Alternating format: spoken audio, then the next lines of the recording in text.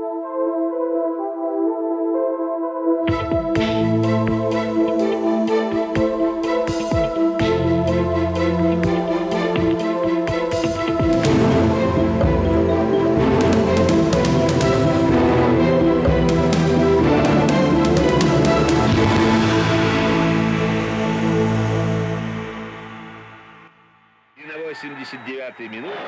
October 1973, two Soviet football teams, Ararat from Armenia and Dynamo Kiev from Ukraine, reached the finals of the USSR Cup. Ararat fans in Armenia watched the match live, but the Armenian TV signal didn't reach Nagorno-Karabakh, a mountainous region in neighbouring Azerbaijan with an Armenian majority. For Armenian football fans living there, the only way to watch the match was to go up to the local TV tower and try to pick up the signal from Armenia. Emil Abrahamian and his friends did just that. Their team, Ararat, won, but there was no time to celebrate. KGB-ն կանեց գլխների, բռնեց եւ տարավ հարցակնություններ, ձերբակալություններ եւ այսպես դու իրավունք չունես որևէ մի ձևով ուրախանալու, հրճվելու կամ դու պետք է ապրես այստեղ լինես իրենց ուզածով կամ դու չպետք է ապրես ուր ուզում ես գնա. But Azerbaijanis had a different view of life in Nagorno-Karabakh. Ray Kerimoglu lived in the nearby city of Agdam. Üzüm bağları vardı, tənək bağları vardı. Belə bilən yolun bu üzündə ermənilər işləyir, bu üzündə bizim cəmaat işləyirdi. Bizimkilər alırdı 27 rubl Sovet dövründə o tənəkdə işlədiyinə görə ayda. Amma yolun bu üzündə ermənilər alırdı 80 manat, 90 manat, 100 manat. Biz onda uşaq idik də, məsələn fikirləşirdik ki, niyə belədir? Hətta bir çox Azərbaycanlılar cəhd edirdilər ki, gedib o ermənilərin sağxozunda zadında işləsinlər, ürəklərindən keçirdi ki, elə bir hallar da var idi. Back in the 1970s, no one could have imagined that these everyday tensions would eventually lead Armenians and Azerbaijanis to a war.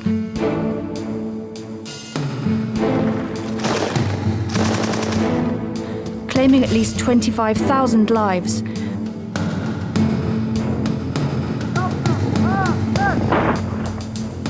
Forcing more than 1 million people from their homes and turning neighbours into enemies for generations to come.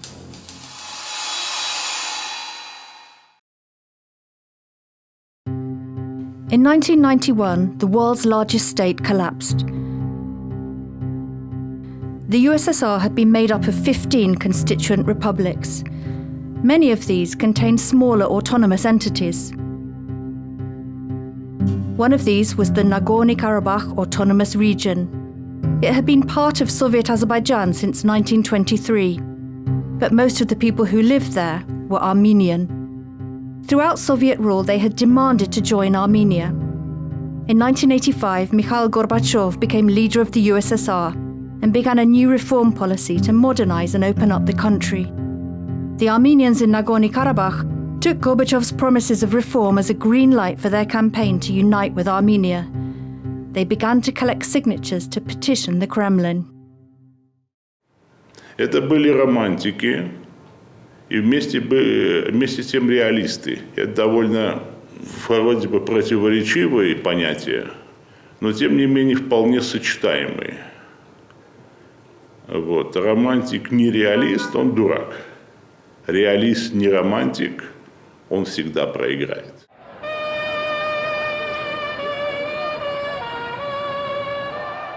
February 1988, Theatre Square, Yerevan. Thousands gather for an unprecedented rally. They come to show support for the Armenians of Nagorno-Karabakh. For Armenians, it was an exhilarating time.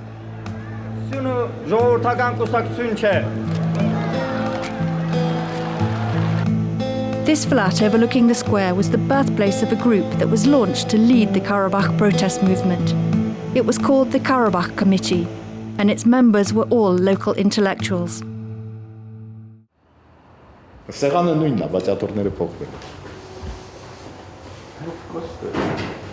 Ես սիրում եմ միշտ այնտեղ նստել, դիմացը։ Լևոն Տեր-Պետրոսյանը հիշում է, որ այստեղ էր նստում, Դավիթը այս կողմը։ The Karabakh Committee were hugely respected in Armenia. And within a short time, millions of people were looking to them, and not the Communist Party, for leadership in changing times.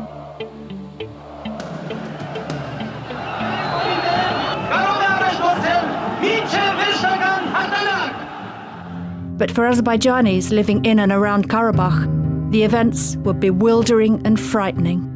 Karabakh müharibəsi, bu konflikt falan, bunlar başlayanda bir sokağa, bu belə deyək ki, Azərbaycanlılar, o cümlədən bir sokaq adamlar kimi biz də belə qeyri-müəyyən vəziyyətdeydik ki, yəni niyə, bunlar nə istəyir?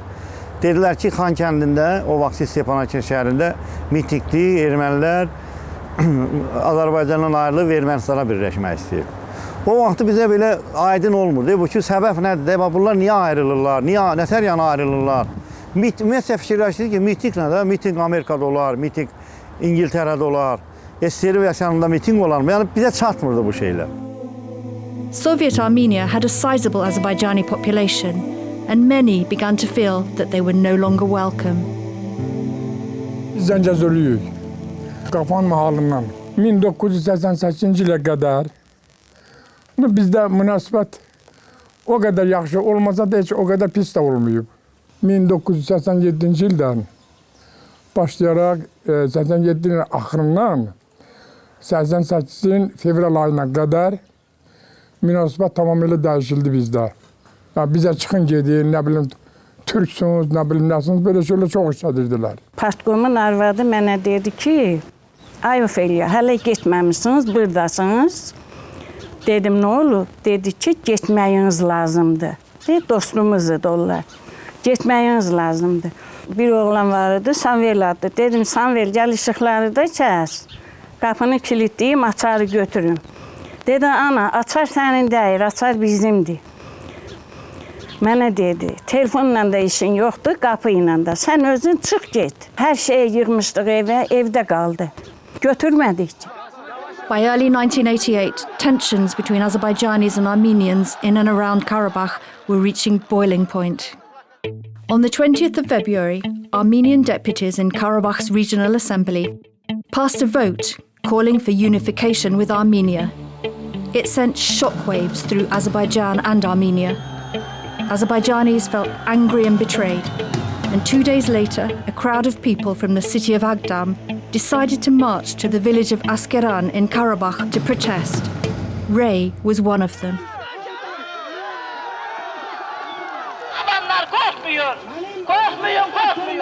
Ben heç kəsin əlində silah görmədim. Ağac olardı kimisi əlində. Bunlar yürüyüş eləyib çatırlar ona, Əskərənə.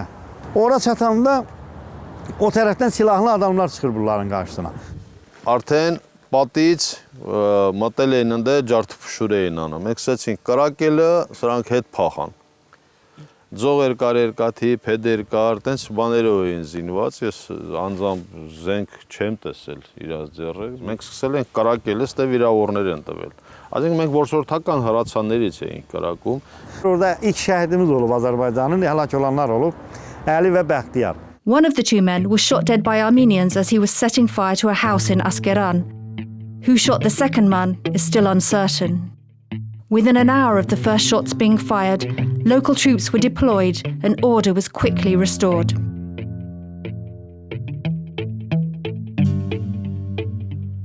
But several hundred miles away, in Azerbaijan's second biggest town, something much worse was about to happen. Sumgait was home to a massive petrochemicals plant, and by the 1980s, it was one of the most deprived and polluted cities in the USSR. It suffered from high levels of crime and a chronic housing shortage. Было опасение, что поток беженцев в Баку вызовет взрыв в Баку. Их с глаз подальше, то есть отправили в Сумгаит, не осознав по-настоящему, что это такое. Нельзя было в Сумгаит, может быть, какое-то другое место.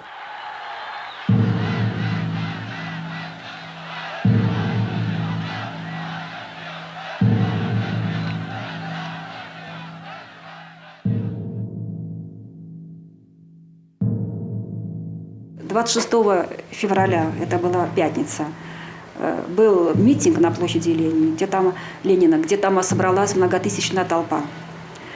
Вон там призывали всех людей азербайджанцев к священной войне.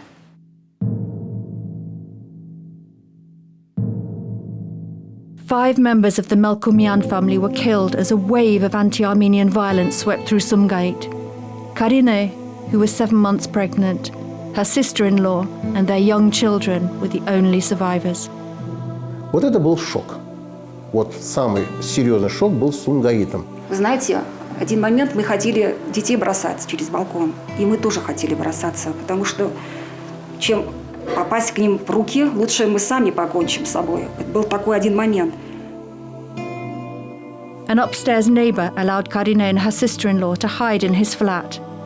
The rest of the family barricaded themselves in and managed to hold out for 5 hours. But in the end, they were all dragged downstairs into a children's playground and killed. Это все смотрела милиция, это все слышали армейские войска, все они это видели, все это произошло на глазах. It took 3 days for Soviet troops to be deployed to restore order in Sumgait. By the time it was over, 32 people had been killed. 26 were Armenians and 6 were Azerbaijanis. 84 men were arrested, of which 82 were Azerbaijanis, 1 was Russian, and 1, Eduard Grigoryan, was of mixed Russian-Armenian heritage. Many already had criminal records.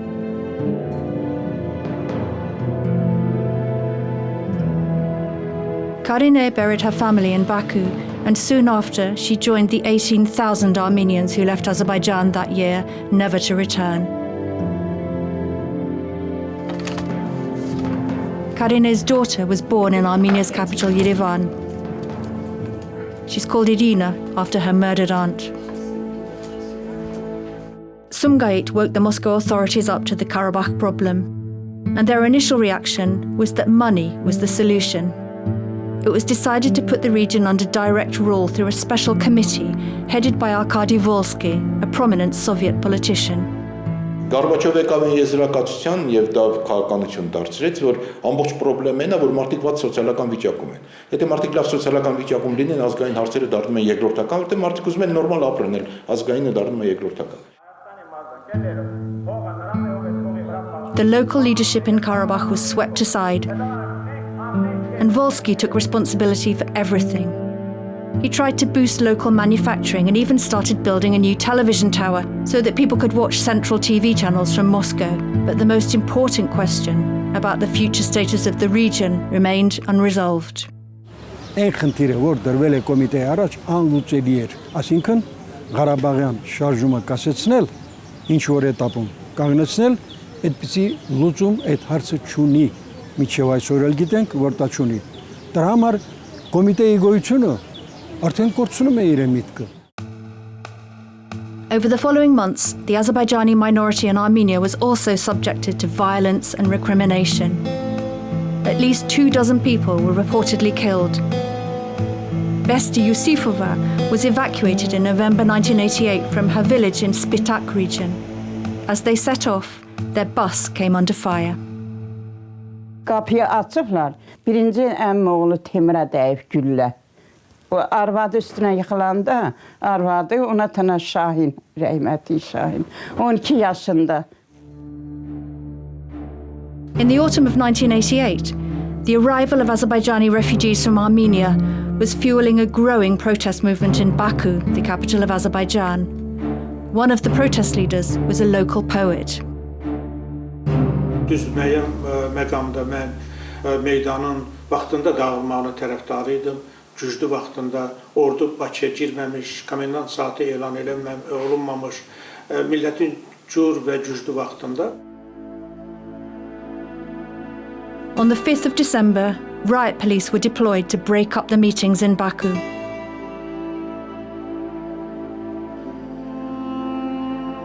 Two days later, the world awoke to the news that a huge earthquake had devastated the town of Spitak in northwest Armenia.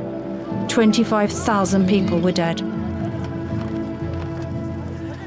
Soviet leader Mikhail Gorbachev visited the scene of the tragedy and promised help, but locals wanted to know, what was he going to do about Karabakh? Лозунг как: умрем, но не отдадим Карабах, отсюда умрем, но заберем Карабах. Им Карабах давно он и не нужен, и никогда он их не тревожит. Они ведут борьбу за власть. Им нужно сохранить власть. The Soviet authorities took advantage of the chaos to arrest the Karabakh Committee in Armenia.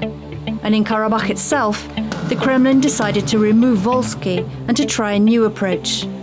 The region was returned to Azerbaijani rule, and Viktor Polyanichka, a Soviet apparatchik and veteran of the war in Afghanistan, was put in charge. Պալյանիշկոն վարպետեր սադրանքներ կազմակերպելու այդ հարուստ փորձը ինքը ձեռք բերեց Աֆղանիստանում, շփոթեց Ղարաբաղը Աֆղանիստանի հետ, դրա համար էլ ինքը ստե ձախողվեց, դրան համար էլ մի անգամ ինքը չի կարողացել դուրս գա այս քաղաքում 10 մետր ոտով գնա, 10 մետր. Polyanichka ruled Karabakh for a year. It was chaos. Nobody in the local Armenian population cooperated with him. The water supply system broke down 18 times. Clashes were escalating between villages. And a passenger aircraft arriving from Armenia was shot down, killing all 46 people on board. In Azerbaijan, meanwhile, pressure was growing from within for political change. New political parties were appearing. In October 1989, the Soviet Azerbaijani authorities finally allowed the Popular Front to be registered.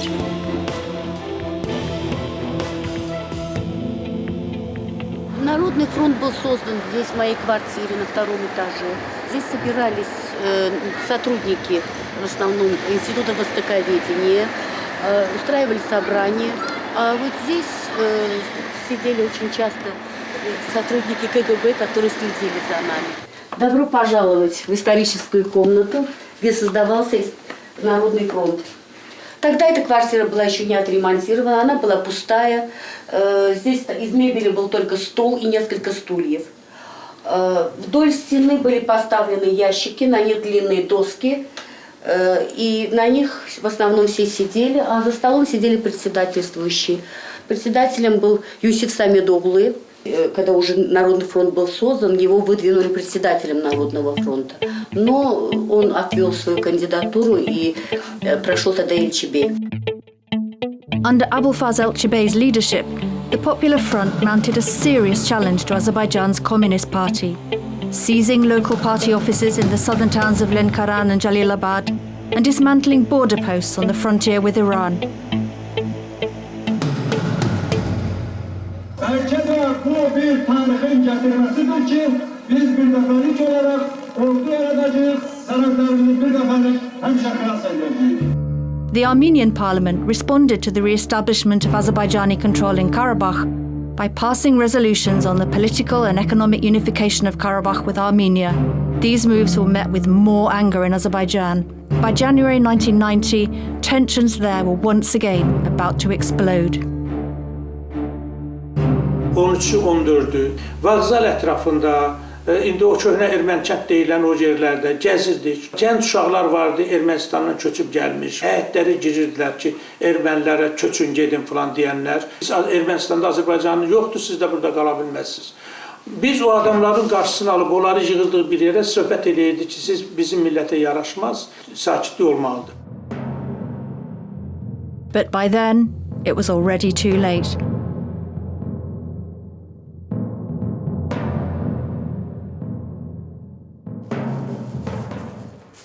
Marina Sarkisyan, an Armenian resident of Baku, woke up one morning to find a cross scratched on her door. It was the beginning of a new round of anti-Armenian violence. Да, я видела, когда моих соседей, вот пожилых людей, вытащили. И что с ними там они делали? Они валялись вот так, крутились эти люди. Ну, за одну секунду убили человека, он упал, хотел убежать, не успел. А там маленькое строительство шло. Эти кубики большие, такие каменные, на земле куча была. А они подняли кубиком прямо ему по голове. Я позвонила в милицию, они не приехали. Сказали, позвоните вашему Вазгену. Marina and her family were saved by their Azerbaijani neighbour, who, without telling her husband, took them to her son's house. After the family left, rioters burst into Marina's building. Они спрашивают, где здесь армяне живут? Армяне здесь, на этой площадке. И он говорит, рукой прямо на вашу дверь показал. Она мне говорит, я думала, земля из-под моих ног уходит. Вы представляете, жена спрятала, муж не знал. Almost a week later, the neighbour's son bundled Marina and her family into his car and drove them to the port.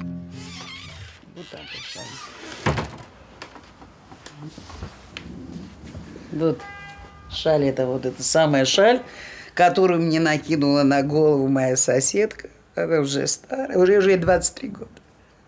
Вот так она мне накинула сама, я не хотела одевать. Она накинула, говорит, закрой, что у тебя не было видно, что у тебя. И вот в машине вот так с этой шалью я приехала на паром, до парома, а потом сняла. Ferries and special flights were organised to evacuate the entire Armenian community from Baku.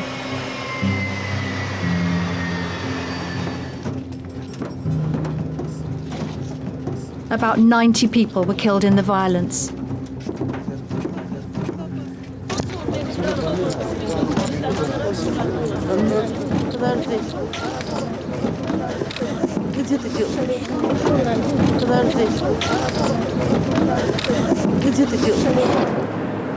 Having failed to intervene to protect the Armenians, Moscow now acted to restore order. Troops and tanks were sent into Baku on the 20th of January. Вот это и было нужно, не допустить. Ради этого на все шли. Разрешали ломать границу, разрешали захватывать власти в районах, в Ленкоране, Джалабаде, разрешали, закрыли глаза на погромы. То есть, по сути дела, армяне были принесены в жертву политических амбиций, в данном случае Москвы, которая должна была восстановить власть. Раз, навести порядок. Два, и заодно преподать урок всем. Tank bize yakınlaştıkça gördük ki oradan gelen gülleler konkret olarak o ışık saçan gülleler aşağıya inmeye başladı. Ve hatta bizim yanımızda dayanan adamlar bile adamlardan yere düşmeye başladı ve vahime düştü. Panika başladı. The Soviet operation killed more than 130 people. Most of them were passers-by, caught in the crossfire. O yazıları dışarı gider. Yazını da çek, yazını çal orada çek. Yazını da. Yazını çek. The funerals of the victims turned into a huge wave of national mourning across Azerbaijan. People started burning their Communist Party membership cards en masse. Many leaders of the Popular Front were arrested. Others went into hiding or fled the country. The leader of the Azerbaijani Communist Party was sacked and replaced by a new man, Ayaz Mutalibov. 4 months later in Armenia, the Karabakh committee members were freed from jail and returned home. They set up a political party, the Pan-Armenian National Movement, which spearheaded Armenia's efforts to break away from the Soviet Union. It took power after elections in May 1990. Levon Ter-Petrosyan was elected chairman of the new parliament, and on the 23rd of August 1990, Armenia adopted a resolution on independence from the USSR. But as Armenia carved a path to independence and campaigned to unite with Karabakh, Moscow and Baku formed a tactical alliance. In March 1991, the Soviet authorities organized a referendum on the future of the USSR. While Armenia refused to take part, Azerbaijan did, and approved of Gorbachev's plans to keep the Soviet Union together.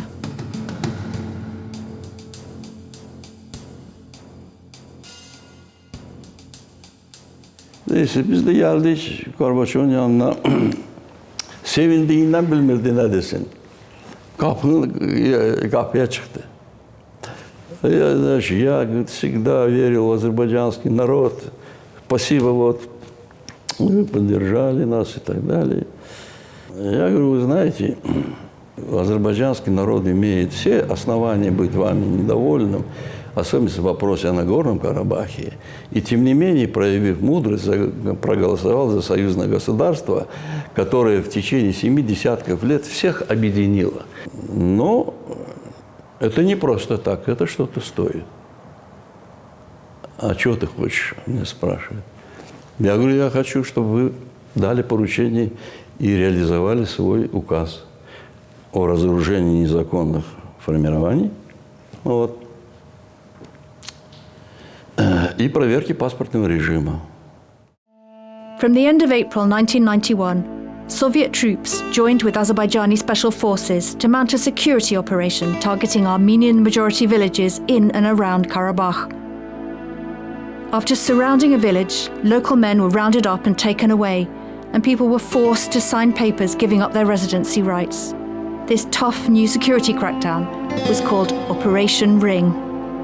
Եկել էինք տեսել Անուշավան Գրիգորյանին, այս տունն ա եղել մնալուց, աղբոր, քրոջ հետ միասին։ Կինը հղի ա եղել, ինչ որ սկսել են ձեր առնել կնոջ, թե ոնց տղամարդա չի դիմացել, վերջը խփել են իրար, ինչ են արել, քաշել են տարել առաջի հարկ, նկուղայի մաս, ավտոմատը դրել են բերանը, կրակել, սպանել։ Armenian residents were deported from 21 villages. In one, called Voskipar, near the border between Armenia and Azerbaijan, 20 people were killed in a single day. All in all, Operation Ring claimed the lives of 50 Armenians. Когда я сказал Горбачеву, у меня возник такой момент, и что он мне сказал? Будем с Муталибовым это решать. Или что-то в этом роде. Я вообще остолбенел от удивления. Как с Муталибовым? Муталибов как раз и есть виновное лицо в этом деле. В моем представлении так было. Может, так не было на самом деле. Но, наверное, так было. И вдруг он с ним будет решать. То у меня возникло ощущение полной оторванности от жизни. И это был шок. Это был шок для Армении. Это был шок. Они никогда не ожидали этого. И когда мы провели эту операцию, они выбросили белый флаг. Они поняли, что все, Москва вместе с Муталибовым кончает это дело. In August 1991, something happened that changed everything. In Moscow, Soviet hardliners mounted a coup against Mikhail Gorbachev. It lasted just 3 days, but it was the beginning of the end of the USSR. Gorbachev, as president of the USSR, gave way to Boris Yeltsin, the president of Russia, and the constituent republics of the Soviet Union prepared for its dissolution. On the 2nd of September 1991, the Armenians of Karabakh had proclaimed the Nagorno-Karabakh Republic. Artur Mukratian was elected its first leader. Later the same month, Yeltsin and his Kazakhstani counterpart Nursultan Nazarbayev joined forces to try to stop the violence in Karabakh. At talks in the resort town of Zheleznovodsk, they managed to get the sides to agree to a communique. But the fledgling peace process was dealt a fatal blow. On the 20th of November, a helicopter was shot down over Karabakh, killing all 22 people on board. The dead included almost the entire leadership of the Azerbaijani security forces, as well as representatives of the Russian and Kazakh mediating teams. Ядро моей команды было. Я по каждому из них много слез пролил ночами. Это мои друзья были. Вот они все, как это, бочки, сели в бочки, сели туда и полетели, и подстрелили. Just before the USSR was finally dissolved, Moscow decided to pull Soviet interior troops out of the Karabakh conflict zone, although Russian servicemen would go on to support both sides at various points in the war. Мы оказались в Закавказье неугодны никому, ни тем, ни другим. Особенно в Нагорном Карабахе. По нам стали уже открывать как с одной стороны огонь, так и с другой стороны. Там уже нас начали отстреливать. Пусть они разбираются теперь уже сами между собой. Нам нужно оттуда выходить. The presence of Soviet troops had been the only thing keeping violence from exploding. Now they were gone, and war was inevitable.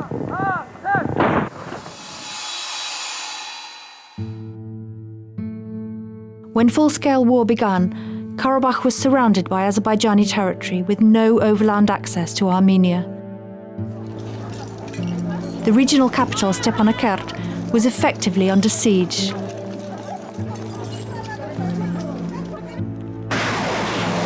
Over the first few months of the war, around 5,000 shells rained down on the city from the nearby Azerbaijani populated town of Shusha. It was a winter lived in basements. Azerbaijan, meanwhile, lacked military capacity. It had relied on Soviet hard power that was now gone. Tajuddin Mehdiyev was appointed Azerbaijani defense minister in December 1991. Müdafiə Nazirliyində cəmi 47 nəfər zabit var idi ştatda. Onların da yarıdan çoxu ehtiyatdan çağırılmış zabitlər idi və Müdafiə Nazirliyinin ehtiyat silahları 27 ədəd avtomatdan ibarət idi. Hətta bir dənə də olsun pulemyot yox idi. Nə qrantamyot, nə pulemyot yox idi. Belə bir vəziyyətdə mən Müdafiə Naziri vəzifəsinə təyin olundum. On the 26th of January 1992, Tajuddin Mehdiyev arrived in Shusha to personally lead a 400-strong unit in an attack on the neighbouring village of Dashalti, or Karentak, as it's known to Armenians. 24 ժամը կրակում էր։ Մշտակ ասես կրակոցների մեջ է եղել։ Եթե տնից տուն պիտի գնային քարերի ցածկում ենք միած ծառի հետ եւ քար սենց էլի որ պիտի գնան։ The villagers had almost run out of ammunition when the weather intervened. Clouds and fog suddenly descended on Shusha. The Azerbaijani army, positioned on higher ground, lost their advantage. Around 100 Azerbaijanis and 19 Armenians were killed in the fight for the village. The fiasco cost Mehdiyev his position. But graver losses awaited Azerbaijan. On the 26th of February, the phone rang in the office of Ayaz Mutalibov, the president of Azerbaijan. Армяне расстреляли около 1000 человек, ходжалинцев. Я шманталю, как 1000 человек, что значит 1000 человек, как это? Да, вот такие сведения мы сейчас получили. Вот. Khojali was an Azerbaijani populated town on the road to the regional capital Stepanakert. It was also the site of the only airport in Karabakh. Ստիպված էինք նույնպես լռեցնել այդ կարակակետերը, որովհետև նախ ճանապարհն էին փակել ու ագրեսիա, ճանապարհին մարդասպանություններ, առևանգումներ, ջարդեր եւ այլն. Armenian forces attacked Khojali on the night of the 26th of February. Hundreds of terrified local residents fled into the darkness. Qarqar çayı deyilən böyük bir çaydı, buz bağlamışdı o çay. Ayaq yalın dizə qədər suya, qurşağa qədər suya girənlər var idi. Yəni heç nəsiz, heç bir şey götürmədən. Naxçıvan kəndindən, yəni çox hündür olduğuna görə o kənd. Oradan ermənilər hücum elədilər. Yəni başladılar cəmaatın üstünə atəş açasa gəlməyə. Başladılar hamını qətl etməyə. Hamını. Yəni bir nəfər kimi. Onların fikri ancaq oradan bir nəfər sağ çıxmamalı idi. Azerbaijani cameraman Said Aga Mavsyumov was sent to the area to find out what had happened. Ermənilər də gəldi, bunlar danışığa başladı. Və biz həmən Qarağacı qəbristanlığından biz mindik ermənilərin hər tərəf yüzlərlə meyit idi. Qoca, cavan, kiçik uşaqlar, onlara əziyyət verilmişdi, qulaqları kəsilmişdi, burunları kəsilmişdi. Yaşlıların meyitləri görsəniz ki, onların arxa tərəfdən başlarının qapağı çıxarılmışdı, üzlərin dərsi soyulmuşdu. Və üzü Əskəran köprüsünə tərəf gələndə o köprünün altında 40-a yaxın başı kəsilmiş cəsədlər gördüm. Onu qoymadım. To this day, controversy rages over why civilians were not able to escape from Khojali along a safe corridor.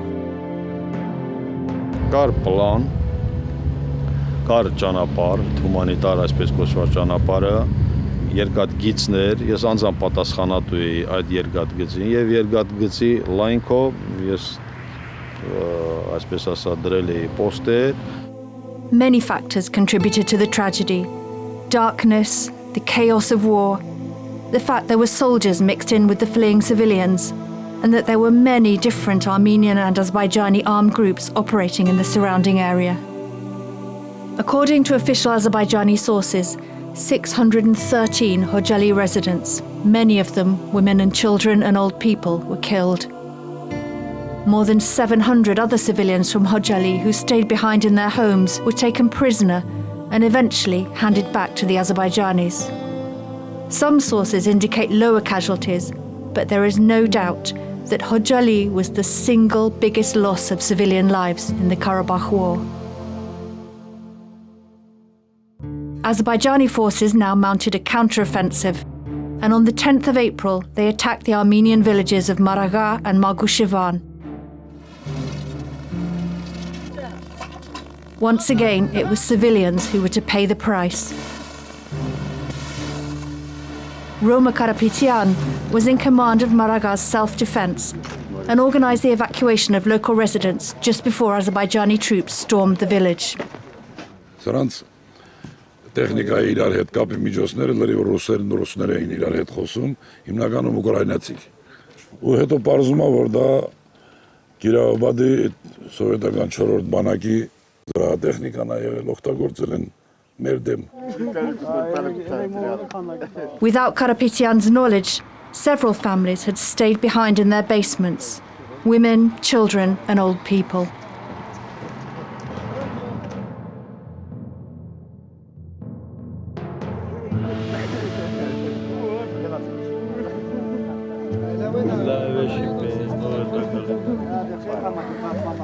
Արդեն գիշերը ժամը 1:00-ին Մարաղա Մարգուշևան գյուղերը ազատագրվում է։ Դիրքավորում ենք նորից դիրքերը, հիմա պետք է մեր վնասները հաշվենք, բանանիկ տեղյակ դառնանք, ինչ վնասներ են պատճառել մեզ։ Ամենը 5 ժամ է թուրքի ձեռին եղել գյուղը, 5-6 ժամ։ During those few hours, around 50 people, mostly women and children, were killed and 45 more taken prisoner, including 9 children. Of these, 24 were eventually released. The fate of the others is still unknown.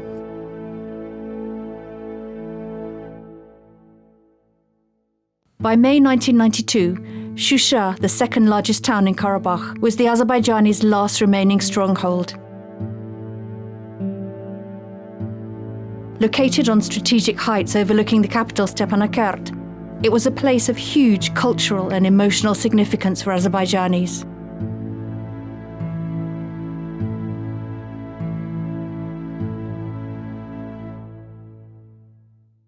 yaşım vardı ve biz Şuşa'ya öz hesabımıza getirdik. Atam mənə yol pulu verməkdə imtina etmişdi. Nənəm, getdim nənəmin yanına. Dedim ki, Şuşa'ya gedirəm. Mənə pul ver. Onda belə qapının darvazaları yox idi, bizdə doqqaz dedilər belə taxtadan. Ora gedib çatanda nənəm çağırdı ki, bir dəqiqə dayan, getdim. Dedi, nənəyə bax, birdən qorxub qaçıb eləyərsən, biabır eləyərsən bir. Pul istəmirəm səndən, qorxub qaçarsansa getmə. On the 8th of May, Armenian forces launched their operation to capture the town.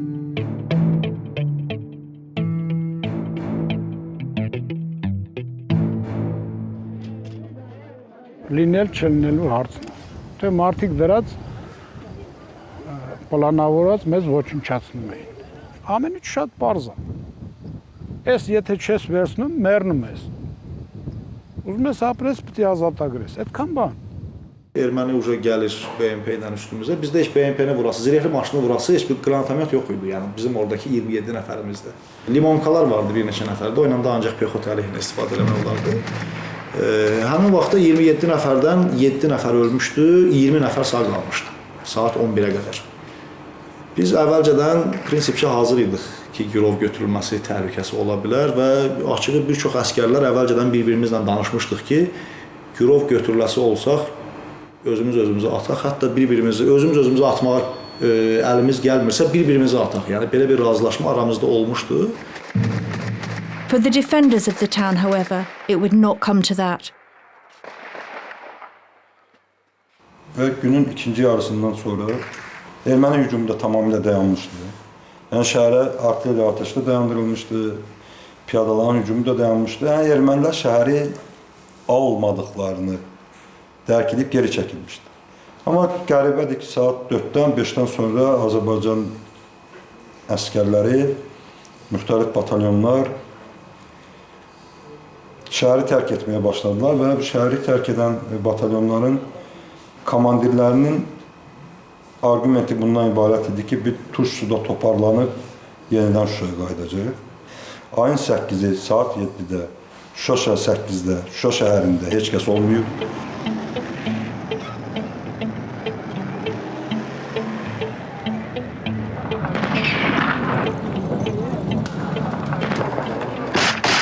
Ամբողջ գիշեր իրան գնացել են։ Նայել են կալոնաներով գնում են ու մենք թողում ենք գնային։ Տենց ամսի առավոտ 9-ին համարյա առանց կռվի մտանք Շուշի։ As Armenian troops were attacking Shusha, Armenian diplomats were meeting their Azerbaijani counterparts at Iranian brokered peace talks in Tehran. On the eve of his trip, Armenia's foreign minister, Vahan Papazian, went to meet the president, Levon Ter-Petrosyan.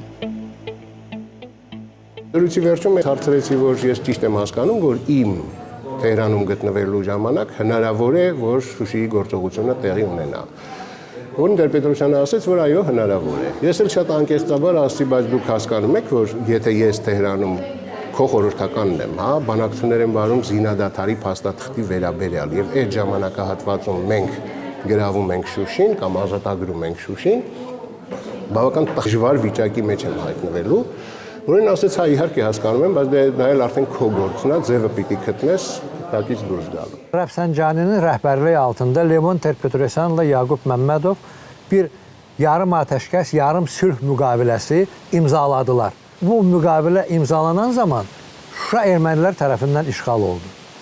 Levon Ter-Petrosyan olduqca pərt oldu. Ona görə ki, bu çox qəribə idi. Prezident sülhə imza atır. Onun qoşunları gəlib şəhər işğal edirlər. The Armenians lost 50 people in the fighting for Shusha. The Azerbaijanis lost up to 200.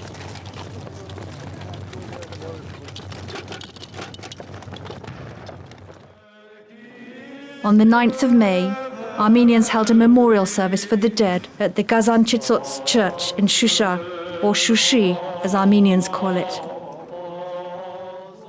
For Azerbaijan, the loss of this cultural citadel was a devastating blow. 10 days later, Armenian forces launched an operation to end Karabakh's strategic isolation. The Lachin corridor provided the shortest possible land connection between Karabakh and Armenia. It was captured on the 18th of May, establishing a direct land link by which Armenians could supply the war effort and the local population in Karabakh. Azerbaijan's war losses forced the resignation of President Ayaz Mutalibov. He was replaced as president in June 1992 by Abulfaz Chibay, the leader of the Azerbaijani Popular Front. Chibay's accession ended the rivalry between former communists and the Popular Front. And this led to a revival of Azerbaijan's fortunes on the battlefield. Launching a counteroffensive in June, Azerbaijani forces recaptured the northern district of Shaumian, and by September, they were in control of almost half of Karabakh.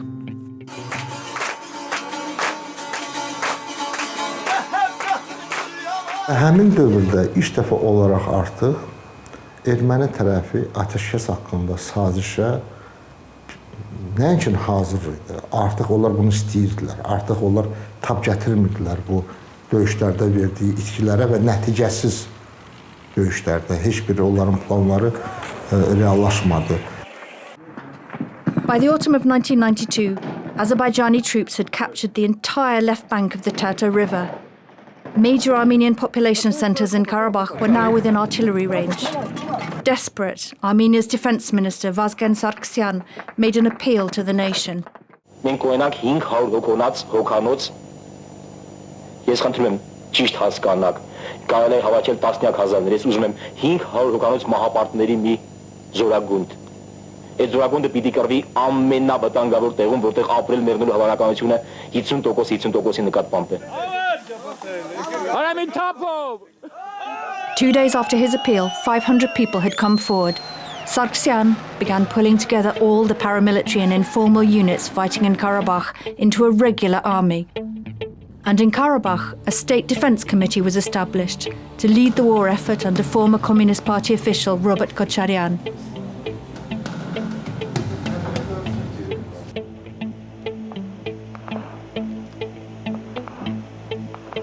Over the winter of 1992-93, Armenian forces began a series of operations aimed at occupying the Azerbaijani districts surrounding Karabakh. Their capture and the hundreds of thousands of civilians forced from their homes as a result finally focused international attention on the Karabakh conflict.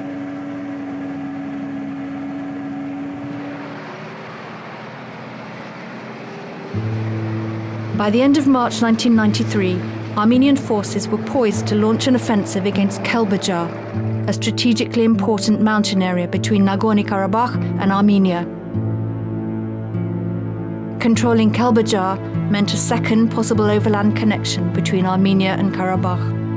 Կապ օղակեր, որ պետք է անպայման մարտակերտը միանա Հայաստանի հետ։ Կապ ունենա, ճանապարհային կապ ունենա։ Ոչ թե գնա 500 կիլոմետր պատտվի նոր գահասնի Երևան։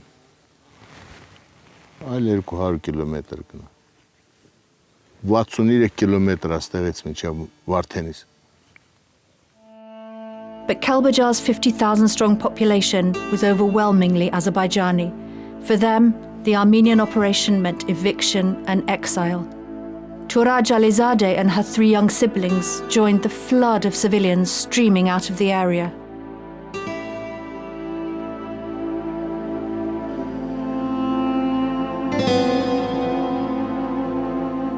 Götürüb, gecə bək şaxta oldu. Həmən gün heç mən çörək də yeməmişdim.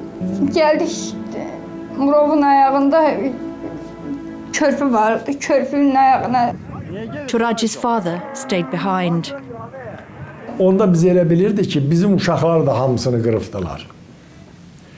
Yəni, biz uşaqları ölmüş bilirdik. Bizim də şərtimiz belə idi ki, əgər uşaqlar ölübdürsə, biz mühasirədən çıxmayaq, biz də qayıdaq təzədən Ermənistanın kəndlərinə sarı nə qədər adam öldürə bilərik, öldürər, yaxud da heç öldürə bilmərik, qoy onlar da bizi qırsınlar. 2 qardaş, bir bacı, Xıdırın 5 yaşı var, Əhmənin 8 yaşı vardı, Mirzənin də 10 yaşı vardı. Buradan gətir, dedi bu dağı görürsən, dedim mən, dedi ki, bax, bu uşaqları istəyirsən götür, istəyirsən götürmə. Buradan kim bu dağı açsa canını qurtaracaqdır. Bu dağı aşmaq lazımdır. Murovu göstərdi.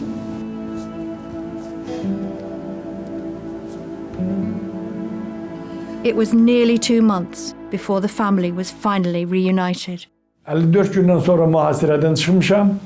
3 gündən sonra da 57-ci gün gəlib uşaqlarımı tapmışam. In response to the Kelbajar operation, the United Nations Security Council adopted 4 resolutions on the Karabakh conflict, calling for a ceasefire. Turkey also closed its recently opened border with Armenia. Armenia was now effectively cut off. Azerbaijan had blockaded Armenia since the early 1990s. With the Turkish border now closed, the only route in and out was via Georgia. Վրաստանից ներկայումս Հայաստան մտնող գազամուղը մի ժամանակ անցնում էր Ադրբեջանի տարածքով։ Մեզ հարկ եղավ ամբողջությամբ տեղափոխել Վրաստանի տարածք, եւ Վրաստանի տարածքում մաշինարարությունը մենք ենք անում։ Նույն Վրաստանի տարածքում այդ մասում բնակվում են ադրբեջանցիներ, որոնք 44 անգամ 3 տարում պայթեցրել են գազամուղը։ The Armenian economy was paralyzed. Supplies were rationed.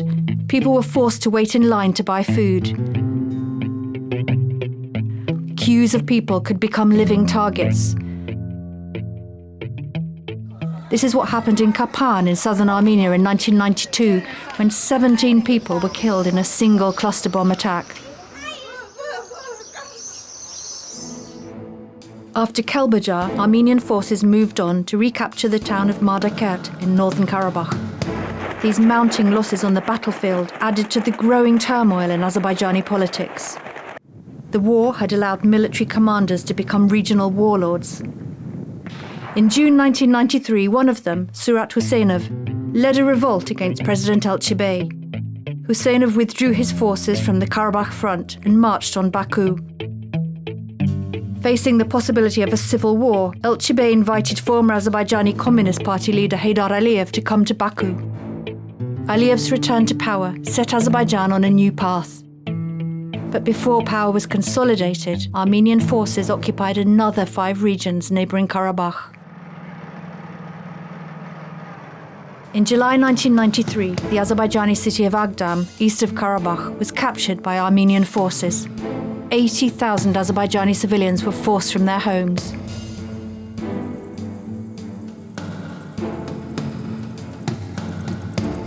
At 4 in the morning, the Armenian commander Vitaly Balasanyan walked into Agdam's abandoned local government offices. Լույս կար, գազ կար, ամեն ինչ այդտեղ, կաբինետը ոնց որ 5 րոպե առաջ աշխատողը թողել գնացել էր եւ հեռախոսազանգ, ներում դե կար կարմիր մի հատ հեռախոս, ես վերցնում եմ, բավա խոսում, ասում առաջի քարտուղարով ու ադրբեջաներեն եմ խոսում, ասում բա ձայնը նման չի, ասում բավա խոսում, ասում Ջալիլովն է խոսում, Ջալիլովը այդ ժամանակ վիցե-պրեզիդենտ էր, եթե չեմ սխալվում, ասում բա ուր են մեր ժողովուրդը, ասում դե ժողովուրդ չկան. Attempts were made to try to agree a ceasefire, but they came to nothing. Պետք է բոլորս ընդունենք, որ խնդիրը լուծվում էր, խնդրի լուծումը տեղի էր ունենում ռազմաճակատի գծում. Heydər Əliyevin vaxtında artıq qoşun ordu demək olar ki yox dərəcəsinə kimi belə gəlib çatmışdı. Ona görə erməninin qabağına çıxası bir qüvvə yox idi. Heydər Əliyev disbanded all the volunteer militia groups and embarked on creating a regular army. In the winter of 1993-94, Azerbaijan launched a last big offensive. Armenian forces suffered significant losses and were pushed back in some areas such as Horadiz. In the last days of 1993, the Azerbaijani army pushed towards Mardikert, Agdam and Kelbajar. They succeeded in capturing some strategic positions, but suffered severe losses at the Omar Pass. The final months of the Karabakh War were the bloodiest, with combined losses reaching more than 5,000. Exhausted, the sides sent parliamentary delegations to Bishkek, the capital of Kyrgyzstan, to discuss a Russian-brokered plan to end the fighting. Agreement was eventually reached between Armenia, Azerbaijan, and the de facto authorities in Karabakh, and on the 12th of May, 1994, a ceasefire finally came into force. Բիշկեկի արձանագրությունը պետք է ընդունել 3 կողմից քաղաքական կամքի պատրաստակամության դրսևորում։ Այսինքն 3 կողմերի խորհրդարանները, ընտրված ներկայացուցիչները հայտարարեցին, որ իրենք պատրաստ են գնալ զինադադարի հաստատման։ But for Russian mediator and ceasefire broker Vladimir Kazimierov, it was a peace deal which should have come much earlier. 5 районов Азербайджана из 7, которые сейчас находятся под контролем армянских сил, они не были бы оккупированы. Так сказать, и задачи бакинской дипломатии были бы намного легче. Они бы там вели бы на переговорах лишь разговор о Шуше, разговор о Лачине, так сказать, это понятно, так сказать, так. Но Кубатлинский, Физулинский, Агдамский, Зангеланский районы, так сказать, 5 других районов, так сказать, никакой бы оккупации не могли быть подвергнуты. The Bishkek Agreement includes several measures aimed at bringing lasting peace. But only one, the ceasefire itself, was ever implemented. And even then, only partly.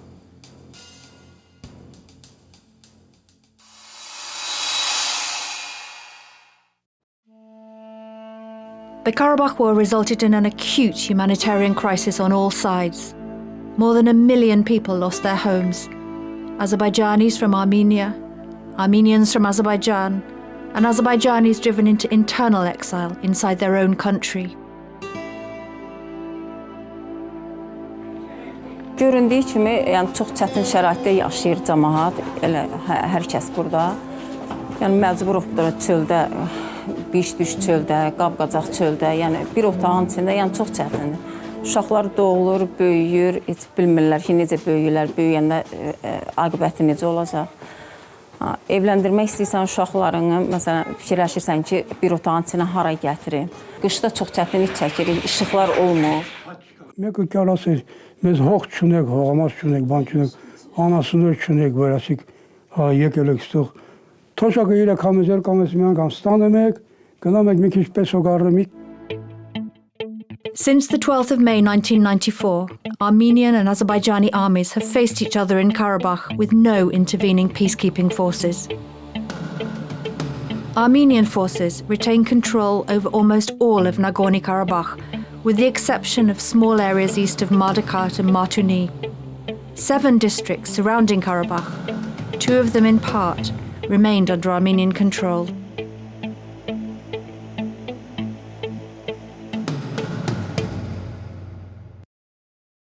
Even while the war was still ongoing, a new regional security organisation took responsibility for trying to resolve the conflict.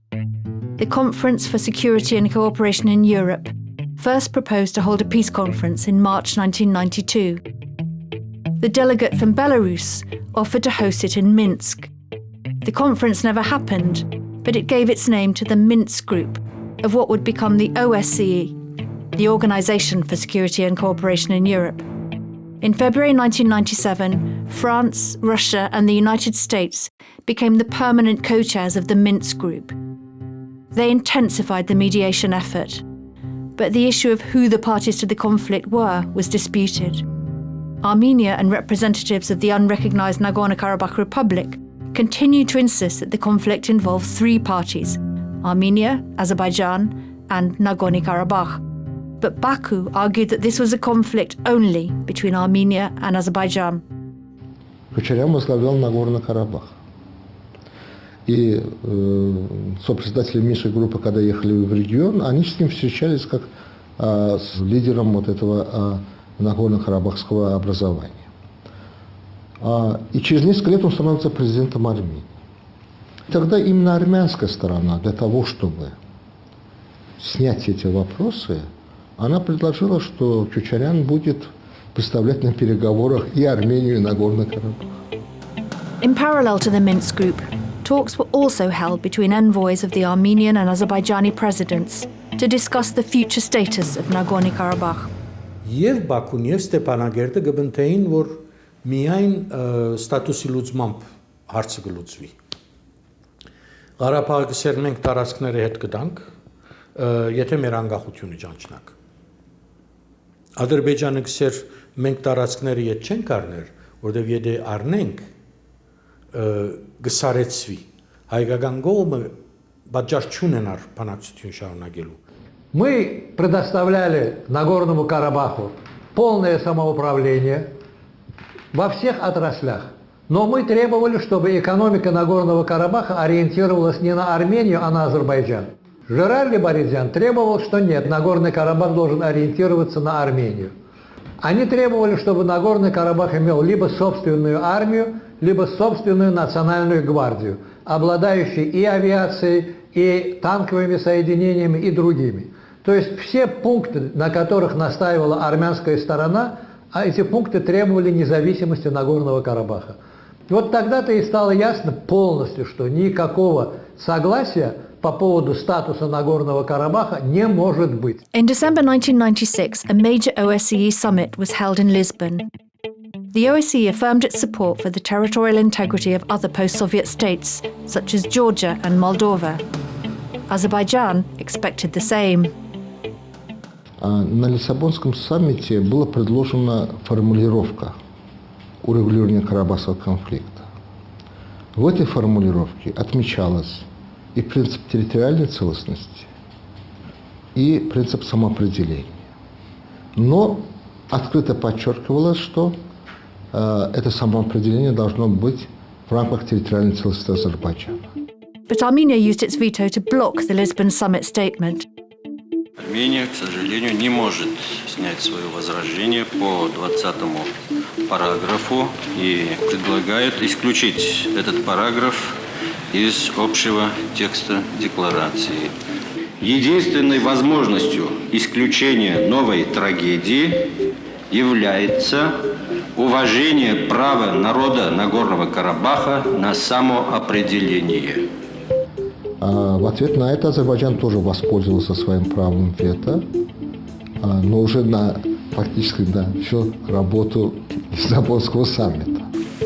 На этот документ Azerbaycan не дает консенсус. Այդ օրերին ինքնորոշման անկախության մասին խոսելը շատ դժվար էր։ Համաշխարհային գործընթացները մեր օգտին չէին։ Սովետական միությունն էր փլուզվել, Հարավսլավիայում արյունահեղություն էր դեղի ունենում նման ուրեմն հագամարտությունների շուրջ։ Եվ հանրային կարծիքը խստակույնս դեմ էր ինքնորոշման իրավունքին։ Եվ հիմնական շեշտադրումը տարածքային ամբողջականության վրա էր։ Soon after Lisbon, the Minsk group developed new proposals.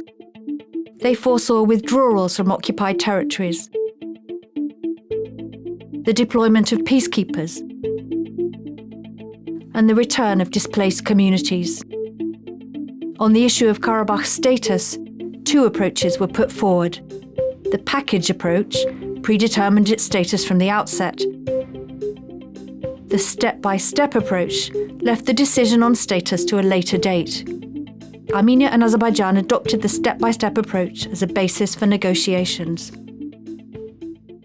Это был первый раз, и с того времени это единственный случай, когда и официальный Ереван, и официальный Баку дали согласие на план, предложенный Минской группой ОБСЕ.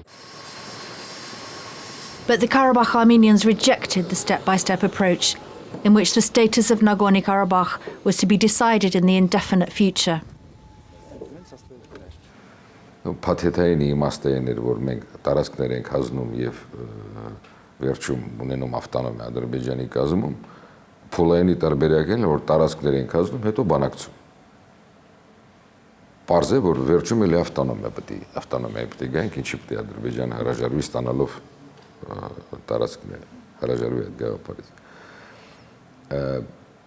Երբ որ Պետրոսյանը պնդում էր, որ պետք է սա ընդունել, ես ասեցի, որ սա ինձ համար անընդունել է, ես չեմ կարող սա ընդունել։ In December 1997, Armenian President Levon Ter-Petrosyan set out his vision for the settlement of the conflict at a 2-hour press conference in Yerevan. He argued that the alternative to compromise was war. The choice was not between good and bad, he said, but between bad and worse. Powerful political factions in Armenia rejected Ter-Petrosyan's argument. They included the all-powerful defense minister Vazgen Sargsyan and Robert Kocharyan, the former Karabakh Armenian president, who is now Armenia's prime minister. In February, Ter-Petrosyan bowed to the pressure and resigned. He was succeeded as president by Robert Kocharyan.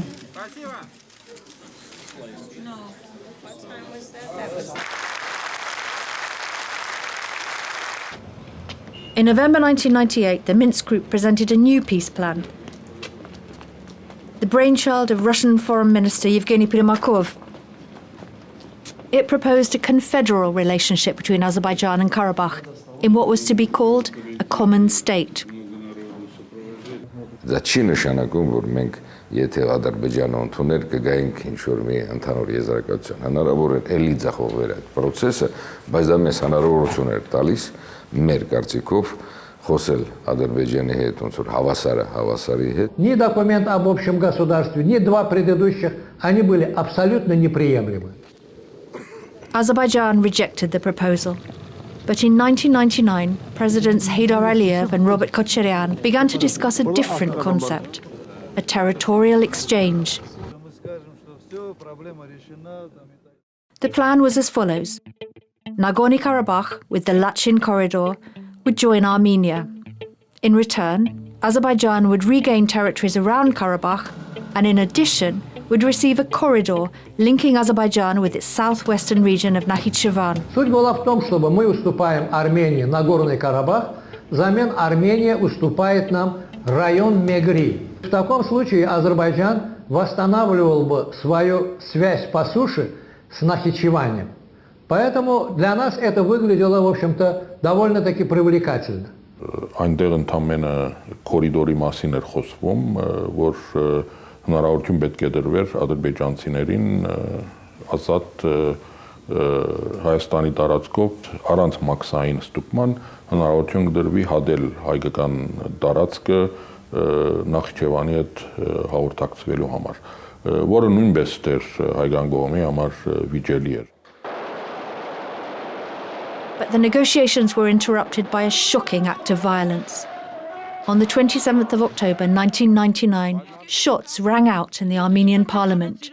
A group of armed men, led by a former journalist called Nayeri Hunanyan, burst into the chamber and shot dead Prime Minister Vazgen Sargsyan, Parliamentary Speaker Karen Demirchan, and 6 other senior officials. It was rumoured that the shootings were related to the peace talks. The rumours were fuelled by the events preceding the tragedy. Just a few hours before the shootings, the US President's special envoy, Strobe Tolbert, had arrived in Armenia after meetings in Russia and Azerbaijan. It was a very dramatic morning. We, in fact, had just come from Baku, so we had been meeting the day before with President Aliyev. We've been working on this peace proposal that the presidents had developed together. There were some issues with that, so we had talked to President Aliyev about that. We had come to talk to President Kocharyan about that. They were very good discussions, not conclusive at all, and they illuminated some problems and some concerns. After the parliament shootings, the Armenian-Azerbaijani talks process was frozen for more than a year. But in 2001, contacts resumed, with the United States taking the initiative. Once again, Presidents Aliyev and Kocharyan discussed the idea of a territorial swap.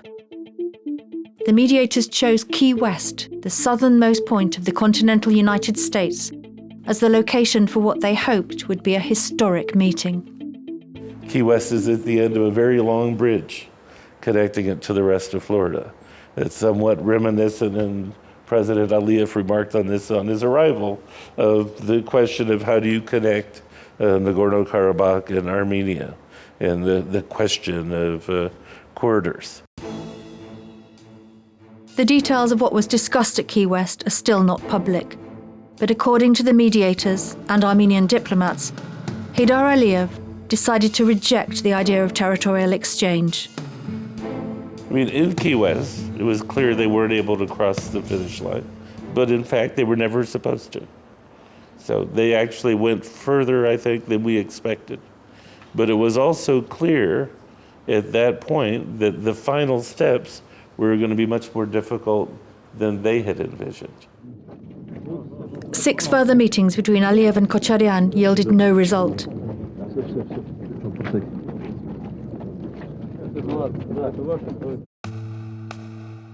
On the 12th of December 2003, President Heydar Aliyev died in a hospital in Cleveland in the United States.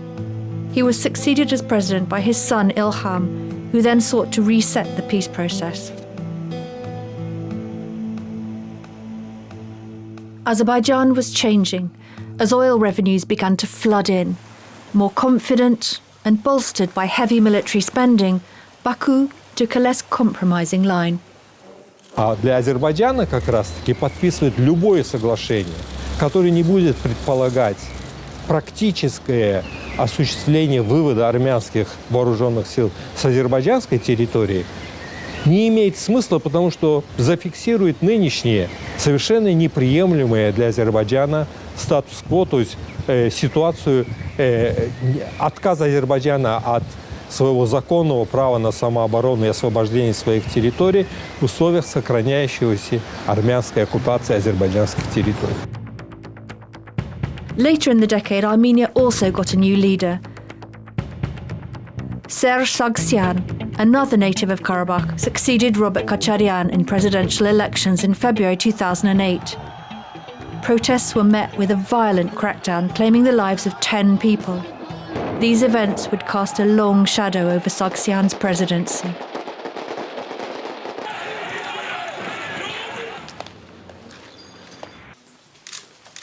In the mid-2000s, the sides began a new round of talks. They came up with a new roadmap for solving the conflict. It was known as the Basic Principles. The plan was presented by the Minsk Group in Madrid in 2007 and quickly became known as the Madrid Principles. Instead of offering a complete peace plan, the roadmap outlined some basic principles for a future peace agreement. A new element in the principles was the inclusion of a referendum to decide the final status of Nagorno-Karabakh, but no date was set for when this would happen.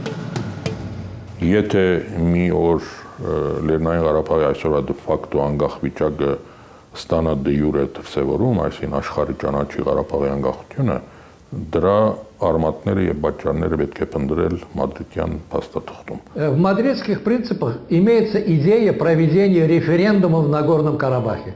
Я это считаю абсолютно контрпродуктивным. Как можно в Нагорном Карабахе проводить референдум, когда все азербайджанское население Нагорного Карабаха изгнано? Հիմա ինչ է այս մադրիդյան սկզբունքները, որը մեկը փորձել է հասկանալ դա։ Լսեք, դա նույն դիսաբոնյան բանաձևն է, նույն բացարձակապես, ոչ մի տարբերություն չկա։ Այսօր գրված է Ադրբեջանի տարածքային, ուրեմն երկու սկզբունքների հիման վրա պիտի լուծվի Ղարաբաղյան կարգավորումը։ Ադրբեջանի տարածքային ամբողջականության եւ Ղարաբաղի ժողովրդի ինքնորոշման իրավունքի։ Սա ինչ է նշանակում, որևէ դատող մարդ, տրամաբանող մարդ ինչ կարող է դրա տակ հասկանալ։ Դա նշանակում է ինքնորոշում Ադրբեջանի տարածքային ամբողջականության սահմաններում, ուրիշ ոչինչ, թող չխաբեն ժողովրդին։ Սա ընդամենը դիվանագիտական հնարք է բանակցությունները հեշտացնելու համար, որպեսզի եւ Ադրբեջանը եւ Հայաստանը դեմքը փրկելու հնարավորություն ունենան եւ փաստարկ ունենան խոսելու ամեն մեկը իր սեփական ժողովրդին։ At the initiative of Russian President Dmitry Medvedev, Presidents Aliyev and Sargsyan met several times, culminating in a summit in the Russian city of Kazan in June 2011. The Kazan summit was the last serious diplomatic effort to bring about a breakthrough in the Armenian-Azerbaijani peace process. But once again, no agreement was reached. In place of peace talks, the following years saw increasing militarization, with both countries investing heavily in modernizing their armed forces. As a proportion of their national economies, Armenia and Azerbaijan are among the top 20 defense spenders in the world. Но, к сожалению, даже вот 20 лет спустя мы не можем зафиксировать, что есть гарантии невозобновления военных действий. Over the past quarter of a century, Armenian and Azerbaijani societies have become increasingly alienated from each other. For Azerbaijanis, the loss of Karabakh and large swathes of territory around the region remains a source of continuing humiliation, pain and anger. For Armenians, the breakdown in trust between the sides was underlined by the case of Ramil Safarov, an Azerbaijani army officer who killed an Armenian counterpart at a NATO training course in Budapest in 2004. Armenians were shocked when he was given a hero's welcome on his return to Azerbaijan 7 years later. Since 2014, ceasefire violations and skirmishes along the front line have escalated.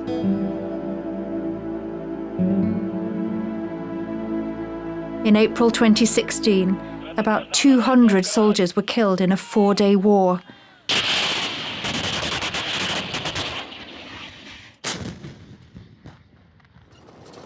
Azerbaijan recaptured some small areas of territory for the first time since 1994.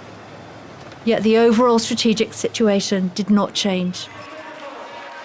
In 2018, Armenia experienced a velvet revolution, bringing a charismatic reformer Nikol Pashinyan to power. In March 2019, he met with President Ilham Aliyev, and both leaders committed to strengthening the peace process. But the challenges to peace remain stronger than ever.